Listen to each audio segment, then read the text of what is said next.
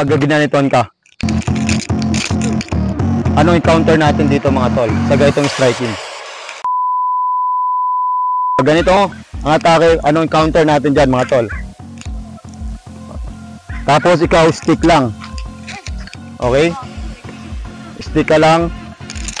Ito na lang para hindi masakit masyado, no? Sige, ganun ka. Tutuanin mo, yan, ganyan. O, di ba? Di ako makapasok. Tatiming mo yung paghugot niya. Yun. Ito lang. Paano ko itakto? Isang ganun ko sigurado lipad na to. Yung kamay niyan. Kung sa real. Sword to sword. Wait again.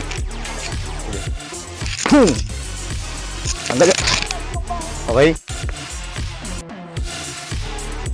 Ganun lang tol. Simple. Hindi mo siya pwede salubungin na salubungin mong ganyan.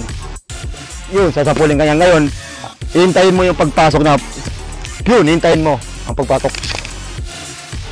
Kung sword to, putol to. Unang atake. Choice nyo tol, isa pa. Pagpasok niya, circular. So, pag blade rin tong hawak ko, putol to. Yun o. Kaya hindi mo siya pwede salubungin. Magkakasapulan na kayo dyan.